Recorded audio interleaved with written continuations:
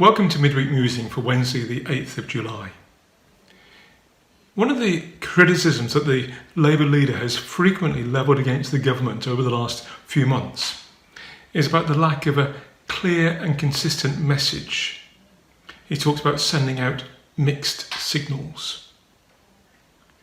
On the 10th of May, Boris Johnson, the Prime Minister, made quite an important speech where he was talking about relaxing the lockdown. He was encouraging people to go back to work if they couldn't work at home.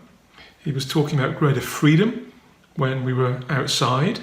And he was trying to lay out a plan for a future relaxation of lockdown restrictions. The following day, Keir Starmer, the leader of the opposition, accused him of causing considerable confusion in what he'd said.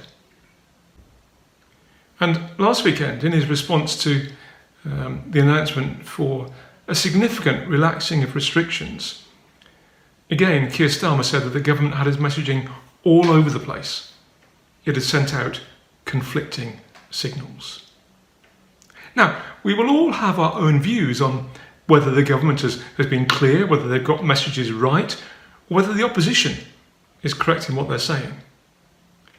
But it does raise the important question of sending clear signals to people, of not causing confusion, of not having mixed messages.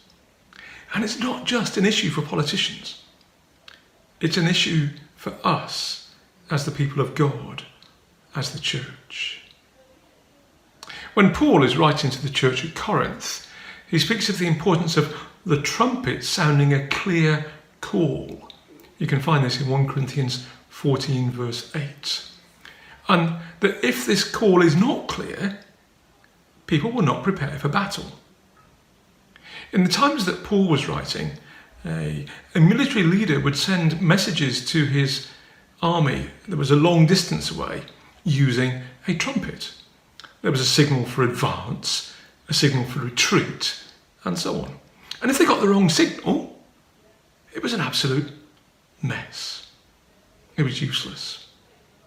Jesus, in Matthew 21, 28 to 32, tells a parable of a man who had a vineyard and he had two sons. And he asked his sons to go and work in the vineyard.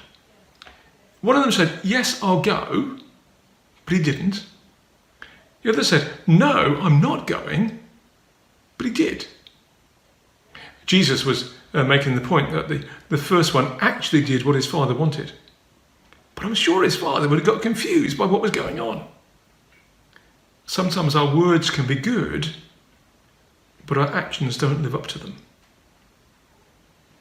In James 2, 14 to 17, James makes the point that nice words, not followed up by actions, are of no help to anyone. So here are some ways we might send out mixed messages. And I'm not suggesting that these are true of anyone watching this video. But these are things I've seen in people who claim to be fully committed followers of Jesus. We speak about loving people, but the way we act towards them says something very different. We speak about trusting in God, but are then continually afraid of what the future might hold, and we show that by how we live. We speak about God being first in our lives, but then we live as though our priorities are elsewhere. And this reminds me of what Jesus said in Luke 12:34 about our heart being where our treasure is. We speak about the importance of having a living relationship with Jesus, but then when we engage with others, we settle with inviting them to come to church. Are we confusing the people we would love to reach by sending out mixed messages? And if so, what are we going to do about it? Here are some questions to think about.